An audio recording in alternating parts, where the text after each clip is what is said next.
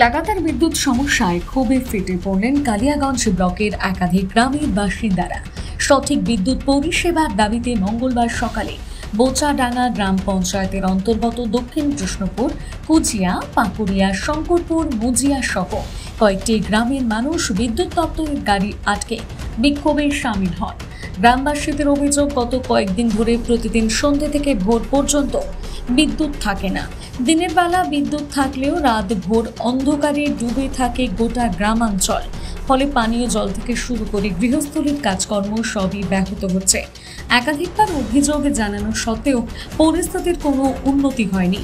সকালে বিদ্যুৎ দপ্তরের কর্মীরা লাইন সংস্কারের কাজে এলে উত্তেজিত গ্রামবাসীরা গাড়ি আটকে বিক্ষোভ শুরু করেন। খবর পেয়ে ঘটনাস্থলে পৌঁছয় কালিয়াগঞ্জ থানার পুলিশ এবং ব্লক তৃণমূল সভাপতি তথা জেলা পরিষদের পূর্ত কর্মাধ্যক্ষ নিতাই বৈশ্য।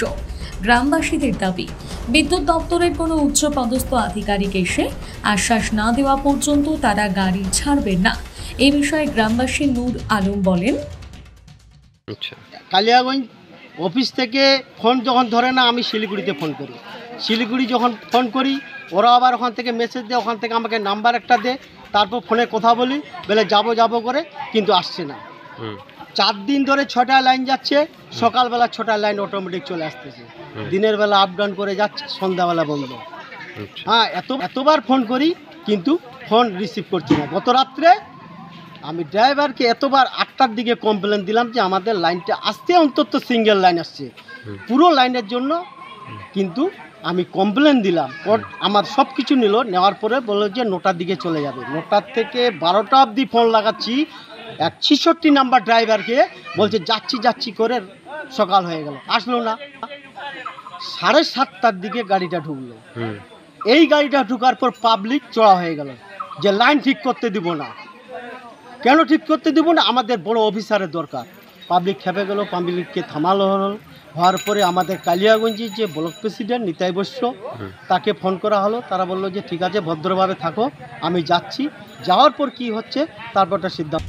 শেষ পর্যন্ত কালিয়াগঞ্জ বিদ্যুৎ দপ্তরের আধিকারিক দেবব্রত সরকার ঘটনাস্থলে এসে গ্রামবাসীদের সঙ্গে কথা বলেন এবং দ্রুত সমস্যার সমাধানের আশ্বাস দেন। এরপর পরিস্থিতি স্বাভাবিক হয়।